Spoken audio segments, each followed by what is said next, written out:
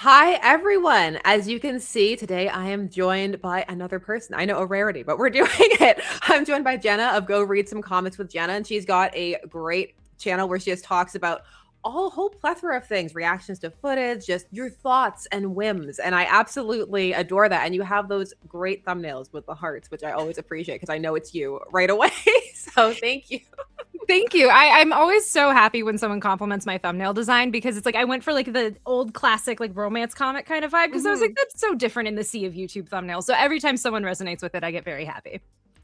It's good, like, because it makes them stand out. They're unique, and that's important in the YouTube space. So I reached out because in watching your videos, I noticed that you too are a fan of Jimmy Olsen and his shenanigans and hijinks. And for a while, I thought it would be fun to try and pick out just some wacky Jimmy stories to talk about all of the many facets of the character. I thought it'd be great to do it with somebody else because like when you're in your own headspace, you know the type of stories that you like. And so you end up, I find, at least for me, that I end up picking a lot of the same types of ones I've left to my own devices. I don't know about you. For me, it's more I'm talking to people more often who don't know Jimmy Olsen, and I feel like I'm just having to spread the gospel and be like, no, you guys, he is a hugely important character. He had a series that lasted for 20 years. Like, it's always so crazy out of context to explain what Jimmy's comic history is like, but it's also so much fun. It is. And it's so when he pops up, there are always people who are surprised, like, why are we highlighting Jimmy so much? But let me do the brief Jimmy rundown. Firstly, he's super old. He hails all the way back from the Golden Age. He does have that comic series that ran from 1954 to 1974. And it was largely spurred on by the popularity of Jack Larson and the Adventures of Superman TV series, which made them branch out first with Jimmy and then with Lois after. But even when that comic ends, Superman's pal Jimmy Olsen, it doesn't really end. It's rolled into Superman Family. So it's just like we're still going to get so much Jimmy adventure for years. It's really, I find, post-crisis that we like re-examine where Jimmy fits, and it's the comics kind of change in general. We don't have quite the same focus on side characters getting as many of their own adventures, because when we went through and we were sending each other our lists of like stories to highlight, I think most of ours are from the Silver Age. It's like there's the Silver Age and then there's like a decades-long gap and then a couple modern ones. Exactly. Do you want to start with one of yours? You want to start with one of mine? Absolutely. So my first one is called The Gorilla Reporter, and it is from Superman's pal Jimmy Olsen, number 24. This was immediately on my list for so many reasons, and a huge part of it is that I love DC's fascination and obsession with gorillas. Yes. I always love spreading the gospel of the quote that Julie Schwartz had about how they figured out in the like early Silver Age that if they put a gorilla on a cover, it categorically always sold more because people liked seeing gorillas in places that gorillas aren't usually in. And I feel like this exemplifies it so perfectly. Of like you see a gorilla on a typewriter and he's like, help, I'm Jimmy and I got body swapped into a gorilla. And you're like, I have to know more. I have to know what this story is. The story itself is so delightful and it is so quintessentially Silver Age of just he's like trying to read animals' minds at the zoo, and then somehow chaos ensues. They like switch consciousnesses and Superman has to essentially babysit both gorilla Jimmy and Jimmy in the body of a gorilla, and it is so delightful.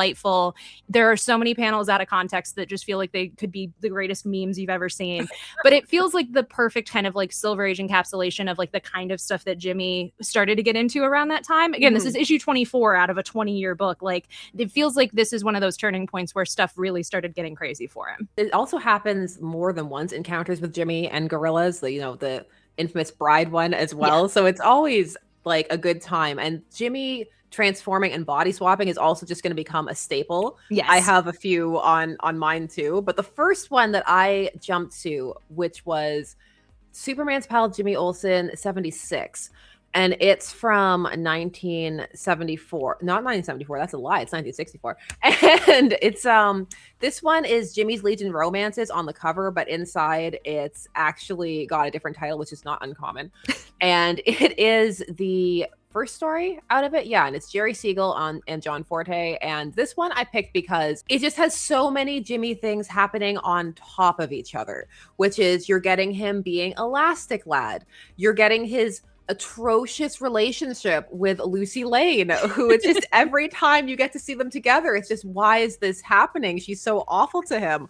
And then you also get Jimmy Olsen kind of the Rizzler, essentially, where it's just like all of these girls throwing themselves at him all the time. So this one is he's going on an awful date with Lucy, and he spent all his money on it, just absolutely all of it. And then he gets pulled away to the future to do Legion things, and he needs to maintain his membership with them. So they break up and do 3 adventures, and one with each of the female members who are there. And they all just end up throwing themselves at him. And he's just like, why is this my struggle in life? All these beautiful women over me all the time. It's so hard being Jimmy Olsen. But this is one of those ones where you get the fake out, which happens a lot in Silver Age stories, where it's that they aren't actually in love with him, in quotes. It's that they're trying to make it so that Lucy will like him better. And so they're trying to make him seem extra irresistible. And it's just, I love this one because it just has everything. It has all of your Silver Age tropes. It has those really interesting emotional beats that when you read them from a contemporary perspective just seem incredibly off and at times mean-spirited. But you can see why people would read this. I'm just like, if I was there at this time, I read them now. I would be there every month for this. And it's always just great to see a Jimmy gets to use his powers issue. And some of the ways he uses them are actually quite creative, and they downplay it quite a bit. But I'm like, this was actually good power usage. I don't know why they're roasting him. I'm so glad that you picked this one for so many reasons, but especially for like the romance art like angle and having everyone fall all over him. Because when the Superman movie came out and people were like, why is Jimmy a chick magnet? Like, this seems so unbelievable. Yeah. It's like there is so much comic precedent for this. Like, you guys have no idea how many women have like thrown themselves at Jimmy Olsen. And I feel like that issue exemplifies it so clearly. It's atypical when that's not happening. I was waiting for this to happen. And it's like finally accurate Jimmy representation. Absolutely. So I have Superman's Pal Jimmy Olsen number 79. It is from 1964. And specifically the story, The Red-Headed Beetle of 10,000 BC. This is one of my favorite Jimmy stories from this era because it is just so bananas to explain out of context. It starts with Jimmy. He's just in his living room. He's wearing a red-headed beetle wig, as you do, and just dancing along and being like, those beetles are super cool, aren't they, right? And a time-traveling villain kidnaps him and basically is like, I'm going to throw you in the past because I have beef with you and Superman and I'm going to just kind of like take it out on you by putting you here. And so he gets stranded in a time that he is not at all prepared to be in. And he's like, well, I might as well try to make myself useful and earn some money so that I can like function in this society and not just starve and go crazy. And so he basically creates Beatlemania in 10,000 BC. And every single teenage girl absolutely loses their minds. Superman eventually shows up and is like, what did you do here? And Jimmy doesn't even really know. Like, he just kind of leans into it. It's from Leo Dorfman and George Papp. And it is just one of those stories that like every single time I read it, I find new things to glean from it because it is just so delightfully crazy. Those ones are great because you also get the cultural landscape of the time where you're like, oh yes, we're leaning into pop culture. And it's also so fascinating to see how they do that. Yes. And like what ones still resonate now and which ones feel out of place. Because like Beatlemania, you're just like, oh, I understand. I remember, well, not remember, but like at least know. Yeah. There's one I have on my list that I'll get to in a bit that is the complete opposite of that. My next one is in an entirely different vein, and it's from Superman's Pal Jimmy Olsen 121 from 1969. And it is Jimmy Olsen's Death Trick. And this is one of those ones where you get just petty, slightly villainous Jimmy Olsen, which happens a decent amount and completely exemplifies the reason why Clark doesn't tell any of these people his secret identity in this time period, because they're just unhinged. And this is one of those great just kind of stories that when you think about it at the end, you're like, maybe they should talk about this. But this is one of those ones where Jimmy's out on assignment. There are these mole people they're attacking, and he gets hurt. He gets shot, and it looks like he's dying. And so Superman's bringing all his friends to his bedside. He's come as Clark. He has a great thought balloon where he's just there thinking as Jimmy's dying, nobody knows that I'm actually Superman. And it's fantastic. But Jimmy rebounds and he starts to get better. And instead of just celebrating this, he decides, but what if I try and trick my pal ostensibly that I'm still dying and learn his secret identity? And so he does this, and Clark tells him And at first it's fine, and then it just goes off the rails. He leaves the hospital and he goes to his fan club, because we have the Jimmy Olsen fan club, we have the Superman fan club that's also a staple, and he sees that Superman's thinking about replacing him with another member of the fan club. And then he just cracks and decides that he's going to reveal his identity to the world. But that's actually not my favorite part of this one.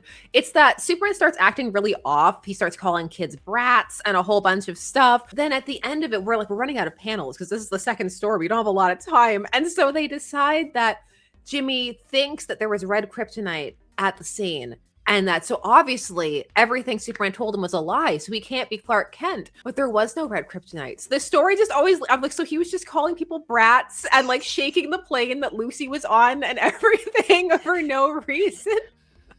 It's just, you have all of those wonderful dynamics of that era, and also unhinged Jimmy, which sometimes makes an appearance. Not as much as I would like, but when we were emailing back and forth, I almost put the nail on here for that reason, because it's end reveal of villainous Jimmy Olsen. Spoilers for a comic from many decades ago. I feel like if someone is watching this video, they probably already know that or are fine knowing that. I would hope so. Yeah. I'm glad that you picked this one because, like you said, just kind of getting unhinged Jimmy, but also getting unhinged Clark to an extent. Yes. I loved getting to tell people with Supergirl of when Supergirl first debuts, Clark just dumps her in an orphanage. He's he hears her sob story and he's like, okay, great, you're going in an orphanage now because I cannot be responsible for you. Bye-bye. And I love that aspect of Silver and Bronze Age storytelling and characterization because it has not aged well at all, but it is still so funny to read and you can kind of understand the mindset that they're in. And this issue that you picked, I feel is another example of that. Of why is he calling kids brats? You think there's a reason for that. You think there's a reason why Jimmy's losing his mind, but it just kind of is on brand. I don't know. I reread the Supergirl first issue because I wanted to see some of the letters and people's reactions to it. And rereading it, I always am struck by that panel where she picks her name, where she's like, I'm going to be Linda Lee. And he's like, all of the important people in my life. I'm like, no, don't do it. I love that detail every single time it comes up. I remember even on Smallville, there was a piece of ephemera where it was he wrote in his yearbook about LL. And it's there are 5 different people that this could be referencing to. Why does this keep happening to this man? I love that they even at the time, they run with the joke and they bring people in Lightning Lad. I'm like, that's not even his name. So keeping the unhinged train going, my next one is technically 2 issues. It is the Don Rickles arc in Superman's pal Jimmy Olsen, number 139 and 141. So this is from 1971. These are part of Jack Kirby's run on Jimmy Olsen, which is just so legendary and so singular of this book as you've seen over the course of this video, this book was already crazy and had so much going on, and we're only scratching the surface with these comics that we're picking, and then you bring Kirby on and it just becomes something so massive, and we soft launched the New Gods and the entire concept of all of that in there, and then we get to this arc where it has all those aspects. It has Guardian, but not the original Guardian. It has a clone of him. It has the Newsboy Legion. It has Bruno Mannheim. It has Morgan Edge. All of these different players in it. Superman just gets trapped in space during this entire arc and has to come back. And that is a whole subplot of what's going on. But then there is a employee of Morgan Edge who looks suspiciously like Don Rickles, whose name is Goody Rickles, and he is wearing a superhero costume and just kind of leaning into being a nice guy. And then actual Don Rickles, who is the insult comic who was very popular at this time and is not as popular or well known today, also cameos, and it becomes this kind of just crazy screwball-y sort of thing of there's 2 of us here, why are we both here? And Don Rickles is just insulting people at every available turn, and it is so bananas. Bruno Mannheim poisons Goody Rickles and Jimmy and Guardian with this poison that will overheat them and make them explode in 24 hours. And so then they have to figure out how to solve that while all of this other stuff is going on. It sounds crazy out of context. I feel like I'm describing a Stefan sketch kind of thing with the amount of things I'm throwing at you. But it's it is so quintessentially Jack Kirby. Every panel is beautifully drawn. He has such a sense of dynamicism of the way that action flows is just so quintessentially Kirby, even in this issue where so much stuff is happening, and just hearing him reading him embodying Don Rickles' voice and just that kind of energy of the time. It you can tell he had a very specific idea and he stuck with it.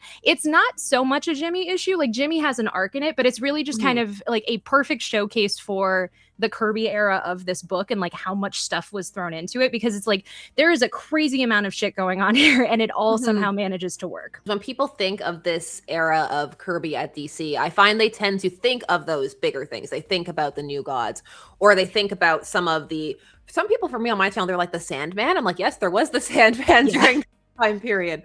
But some of the ways that he just really rolled with the essence of the book as it was already, I find sometimes get a bit overlooked. And this is definitely one of those little mini arcs like that. And I love when it's a celebrity who's not popular anymore, because then you get to go on this deep dive of like, okay, who was this person and why were they popular? And that's always fascinating to me. And this one, I love it because it's his actual photo on the cover and there's everything. So it's like you need to go and figure it out, which is great. Every time that I talk about Jimmy and I mention this, it always just goes over everyone else's heads because they're like, who is Don Rickles? Like, this does nothing to me. But it's like, it is such a perfect showcase for how much Jimmy Olsen accomplished as a book and like just how wide of a range this book was able to accomplish, that like we could get that topical and it hasn't aged well. But at the time, I'm sure it was even more hilarious. It's the reach of these side character books. I love seeing it because I keep trying to like pitch in my head. I'm like, it could happen again. I'm like, we could do this again because the civilian characters are important.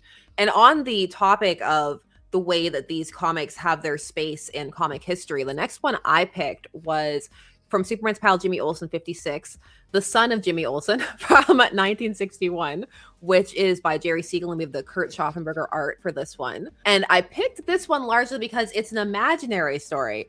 And I'm incredibly fond of these. They're basically the proto Elseworlds and also proto What Ifs, where they just go and explore alternate kind of tangents in their continuity.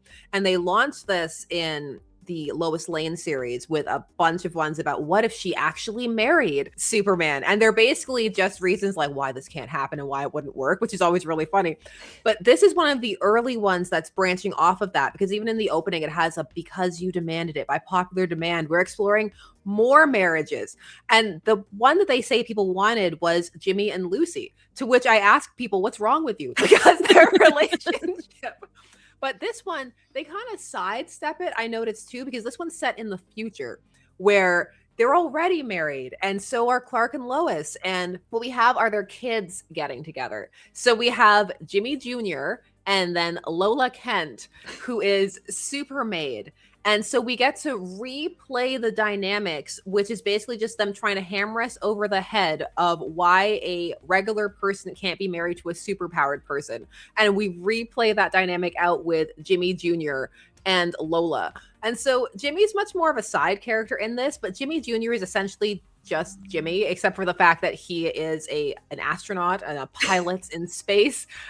And he ends up falling for mousy Lola and her glasses, all of that. And then he learns that she is actually Supermaid. A lot of these stories are interesting because they have to find a way out to maintain the status quo and actually articulate why it's better. Because this one's going along great. You're like, oh, well, what's wrong with this? Like, everything seems to be working out fantastic. Jimmy Jr. even finds a way to give them all superpowers, not just himself, but also Lois. And so that's the ostensible danger, that people are going to come and attack them. The cop-out ending that this one has, where for some reason, Superman broadcasts this to the world and is just like, I was Superman and Clark Kent, and now all of the people in my family have powers. And so Lex just sends them a present that's basically an antitoxin that destroys their powers. And it's like, and if they get powers again, they'll die. And then it just leaves on that. And it's like, you see, that's why they can't get married. I'm like, that was not as strong of a case as you think it is.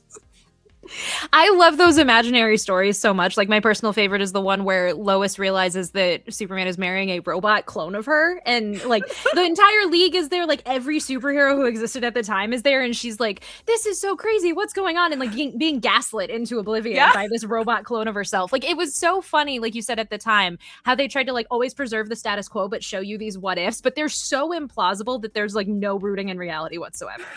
I think one of my favorite ones is the one where where Lex becomes Clark's brother, where he ends up being adopted into the family. And then they have to fight really hard to be like, oh, we can't have good Lex. And so they're like, Pete is evil. And then they have Lex die, because that's always an easy out in these. They're like, well, they wouldn't make it. So that's why you don't want this, because they'd be dead. Do you want that? Is that what you want, kids? It's like, stop threatening.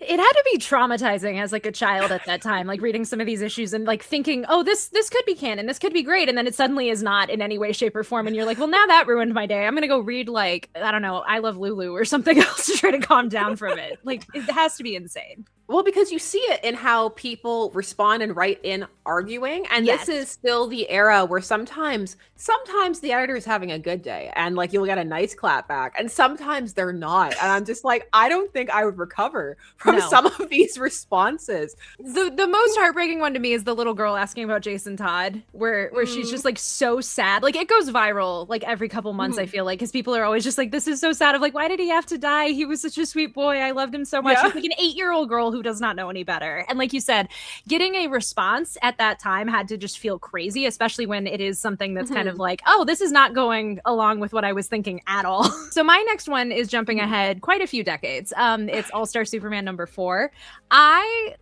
There's so much that can and has been said about All-Star Superman, and I think that this issue in particular, which is called the Superman Olsen War, really is just such a fun little interlude within an already great book. It's obviously by Grant Morrison and Frank Quitely, and it kind of it takes the idea of Silver Age Jimmy, of like Bronze Age Jimmy, and just like the wackiness that he could get into, modernizes it a little bit, and then takes things even crazier. Like, it is very much a Jimmy focused issue, and there is black kryptonite involved. Like, he turns into Doomsday. It just becomes this whole like wide ranging thing that is completely beyond his control, but it still is such a interesting showcase of like who Jimmy had been at the time and who he kind of could still be in that modern era. And I feel like a lot of people didn't necessarily listen to that. Like, I've said this on any video that I can possibly say, of just like, we had a stretch of time where nobody really understood Jimmy Olsen. Like, he was either barely in superhero media or Superman media, or he was in it as kind of a nothing burger of a character. And I think this kind of exemplifies like how you could write Jimmy in that turn of the century kind of modern vibe and still keep the essence of who he was at the time. No, I agree. There's a struggle with Jimmy. I feel like we're in a good period with him right now, where he's being utilized. He's not the focus, but you're seeing him have his own adventures, romances, those kind of things. But there is definitely a time period where there's just a pullback from those types of stories. And on the one hand, I do understand it, because when you have these like dedicated kind of comics where they can kind of have their own space, but I do kind of feel that it is very like Neo Silver Age, Compound era, whatever you want to call it, because you have a lot of those conventions kind of coming back in a way that I personally find really enjoyable. And you're also seeing that interplay again of, the adaptations playing with each other, which they always have, but sometimes there's a bit more of a focus on one than the other. And I feel like right now, at least, they seem to be in a decent balance, where you're seeing things like with the Supergirl trailer and stuff, where yes, it's obviously inspired by Woman of Tomorrow and all of that, but it's also going to do its own thing. And at the same time, even just before we started talking, I saw they actually, in a movement of good synergy, dropped the announcement for the Lobo comic series and stuff. I was like, ooh, the synergy, it's on point. It's not always on point, but it is today. I like the Neo Silver kind of moniker. Like, I definitely think that there's something to that, because it always frustrates me when people talk about eras of comics and they basically are like, everything post-crisis is modern. Like, they basically just flatten all of it. It's like, no, there is so much more nuance within all of the decades. And even like you said, the past couple years feel like we really are on the precipice of a new era. And it like definitely needs a name for it, because it feels way too simple to just be like, it's all modern.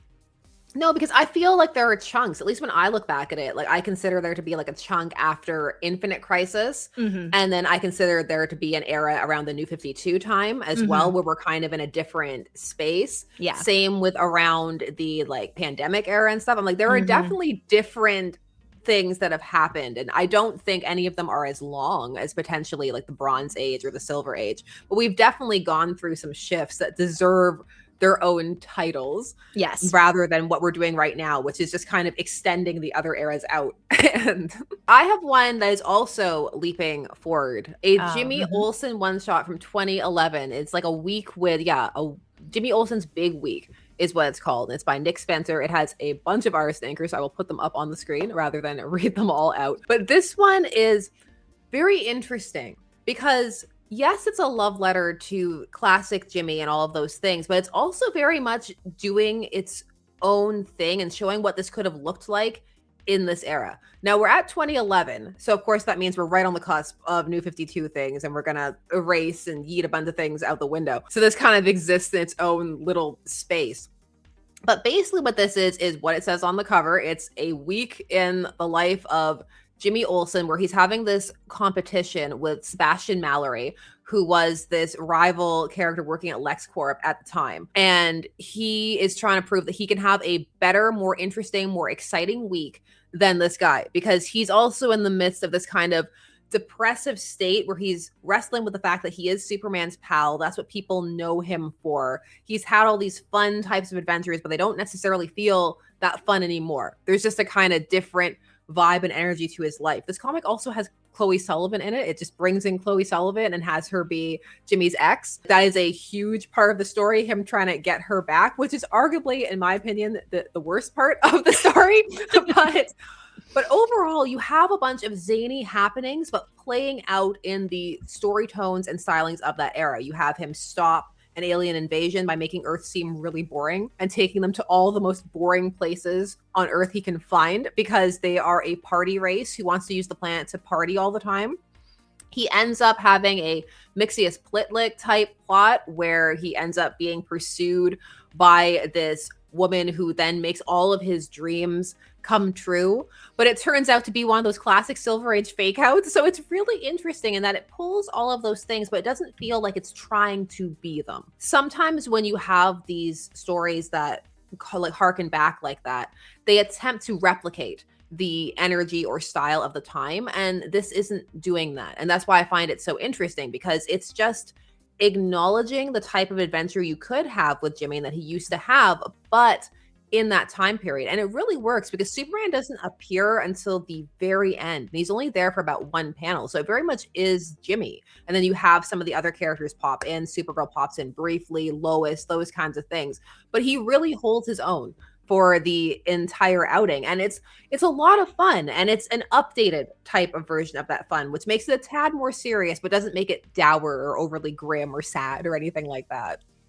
I'm so glad that you picked this one. When I told my husband my list, he was like, "You're not picking that one?" Because like it kind of is one of those touchstones of like more modern Jimmy. Because as I was saying, like I feel like a lot of the 21st century, it was only few and far between where you would get a really good story with him. And I do think that is one of the really good stories, even as you said, certain aspects haven't aged very well, especially the Chloe stuff. Like that feels like so emblematic of the time of like, we need to throw Chloe in. They need to be like romantically involved like they were on Smallville. But yeah, I think it is like such a ambitious issue, while also still, like you said, being of the time and kind of tonally in the line with what the comics would have been at the time. I also like that it doesn't go for some of the obvious references, because there are some iconic classic Jimmy moments, like, you know, Giant Turtle Jimmy and all of those things, and they're fun and they're easy to go to, and this kind of sidesteps them.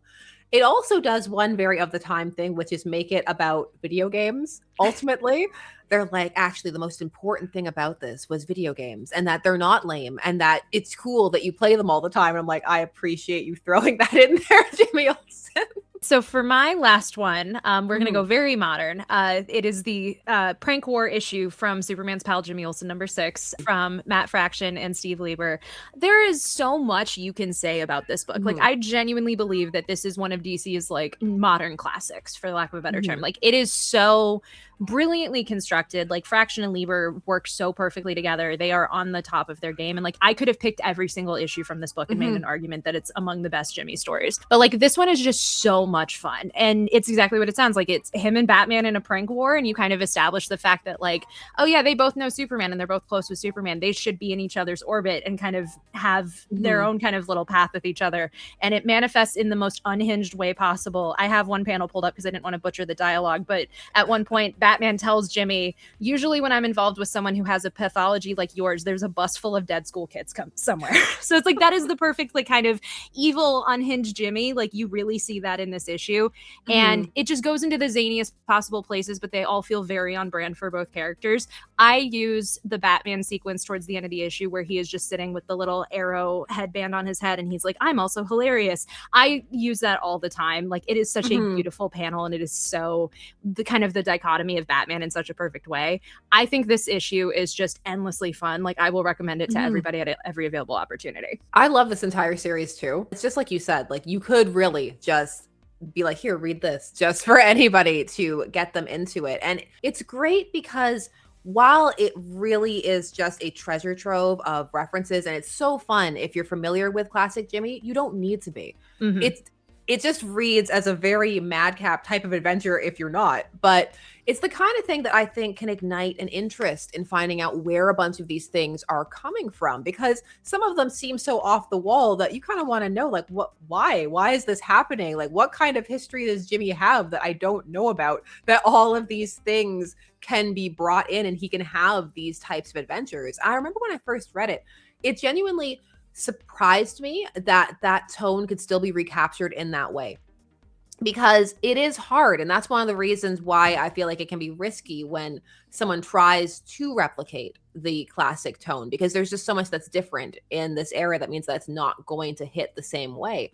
But I feel like that comic, I think, is as close as you can get to kind of replicating that while still maintaining the modern kind of sensibilities and edge, and bringing a lot of those kind of unintentionally, I think, dark moments and stuff of the Silver Age up in a way that's still very fun and captures what was going on with everything at the time. I was so excited when I saw that he's coming back for the crossover that they're doing. Know. I'm so glad in the time that it took us between when we said these picks and when we've recorded this that they announced that, because like Jimmy and Carnage together, much less with Fraction and Lieber on the creative team, like that is going to be bananas. Like that is my most anticipated story out of that issue by far, because I feel like they could just take it into places that like we cannot even fathom. And like you said, it'll still be tonally, it'll feel like the modern equivalent of something that we would have seen in the Silver Age.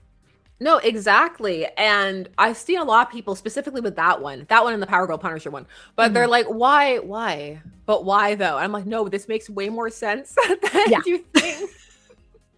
Like so many people have correctly argued that like Carnage is going to have to put up a fight. Like Jimmy is not going to just take that laying down. Like it is going to be a wild crossover between the two of them, and I cannot wait. No, I'm really excited for it. My last ones are two. This is also like, I have ones where I'm like, yes, I'm going to squeeze two in here. The Wolfman Jimmy Olsen era, because it happens pretty quickly. It's issues 44 and 52. So they're not too far apart from each other. And they are the Wolfman of Metropolis and then Jimmy Olsen Wolfman. So it's also easy to flip them accidentally because their titles are so close to each other.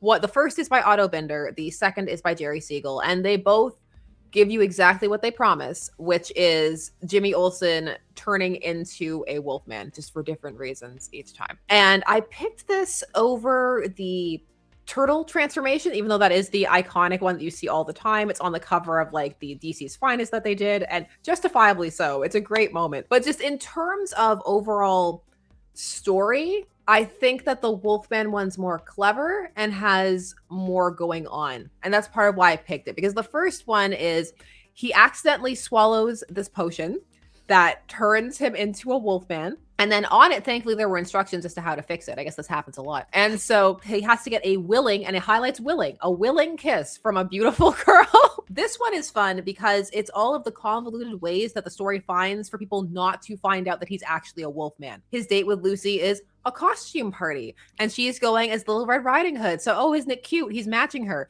Or he gets pulled off to be an extra on a horror film. And all of these things there's so many exciting things happening in Jimmy's life that he could just hide this for the duration of the story. But it also has this moment that even at the time, I feel had to be a subversion of the code, which is where he goes and gets his money from being an extra and then goes and tries to pay some random woman to kiss him on the street. And she's like, no. The solution too is one that I wanted to highlight because it's from the era of the hidden Supergirl, where she is Superman's secret weapon, living in, either the orphanage or with the Danverses, but still a secret. So he brings her as a Miss X, and just has Jimmy kiss this random woman who he can't see and everything. And he's like, I'm cured. It's brilliant. And then we have Supergirl like, ooh, I kind of have a crush on Jimmy now. I'm like, what are we doing? Like, what was the plan? Which we do also get in that era. There is a kind of like low-key shipping thing they're doing with Jimmy and Supergirl, where they're kind of like, doesn't it make sense? Because they're both roughly the same age. They're in Superman's orbit. You get that one imaginary tale where they get married, which is also an interesting story that I thought about putting, but I was like, no, there are too many other ones. The follow-up sequel to this is a Mr. Mitzi's Pitlick story where he tricks Jimmy into thinking that he drank the potion again when really he drank water. And so he transforms him over and over again into the Wolfman. And basically this story is just an excuse to have Jimmy kiss all of Superman's love interests. All of them, from Lois to Lori to Lana. Supergirl again, even though she's not a love interest most of the time, except for those questionable stories. It's also just a fun one. It's just fun to see the shenanigans. I feel like this one is one of those ones that I want to put on because it highlights the creativity of the Silver Age in terms of, yes, we have this code and we have these restrictions, but also we have this willingness to just throw pretty much any story idea out there and make it work. And for some reason, especially with Jimmy, those stories end up being really fun. And you don't question the fact like, oh yeah, werewolf Jimmy, let's go, you know? I'm so glad that you picked these because, like, you never really think about just how many Wolfman stories there were in this era, like kind of like Silver Age, early Bronze Age. Like, there's a Green Arrow, Black Canary story that also involves a Wolfman, completely different tone. It like goes borderline into slasher territory, but it's like that kept being a trope that we kept going to at this time over and over again, which is crazy. Like pre-Teen Wolf that we were using that much, but it's so just madcap and so crazy. And like you said, when he has to kiss every single woman that Clark knows, like that is just kind of the perfect way to exemplify like everything Jimmy has to get into for the simplest plot possible. I like to think about what it would have been like reading them at the time and being like, no, that's Superman's girlfriend. What are we doing? Especially Lori, because Lori was such a big deal as like the great lost love of Superman's life. I really love Lori so much. I do too. She does not get her flowers nearly enough. Like every time I can be like, he canonically dated a mermaid. Everyone's like, what are you talking about? I'm like, she should be much more well known than she is. He tried to marry that mermaid. So he was gonna. That's the funny thing is that you have that story where he's like, I can't marry Lois. I'm like, you were gonna give up everything. I read that. Just don't pretend. I get it though. I get it. It was hard, I found, to narrow down what to pick for this, just because there were so many choices. It's one of those things where this is an omnibus I would love. Like they do reprint some things here and there, and I'm especially glad they're doing the finest things because they're pulling a bunch of classic stories from these eras for that. But I don't know. I think Jimmy deserves an omnibus. I feel like it'll happen. I feel like the collected edition department has gotten so good lately, and I think especially with the show gaining momentum of like and him in the whole Gorilla Grodd thing, I feel like we will get a lot of publishing stuff that could kind of like fit along with that. Like I would love a gigantic omnibus because a lot of these issues have not been reprinted in the longest time. Like so many aren't even on Infinite. Like you kind of have this huge gap of here's the first like 10 or so issues, and then here's everything Kirby did, and there's like a massive amount in between. So, but like you said, it was interesting kind of narrowing this down because I was shocked neither of us put the turtle because the turtle Jimmy is so iconic. But like you said, it's like it's so iconic, but the story is like there's more interesting transformation stories that you can pick. Like this is only scratching the surface really with like how much stuff Jimmy gets into. That was one of my favorite videos that I made on my channel was Jimmy Olsen transforms into things. Because there were so many, and I'm like, it still needs that follow-up. It's been years at this point because time flies online and it's crazy. But I'm like, Jimmy Olsen gets powers is also just a rabbit hole to fall down because it's not just Elastic Lad. There are so many other different powered Jimmys to go through. And in the Bronze Age, powered Jimmy is a menace and kind of scary. So that's absolutely. But I wanted to just, kind of have another person to bounce these off of because it's always more fun that way. So I wanted to thank you for coming, taking the time, hanging out, sharing the madcapness that is Jimmy with all of us. Thank you so much for having me. Like, this was delightful. Like we said before we started recording, I've been a fan of your channel for a very long time. No, I've been loving all of your content. You've been helping me keep up to date with things. I'm like, ooh, the trailer dropped. I'm like, I know, because she made a video about it. So. I'm glad to hear it.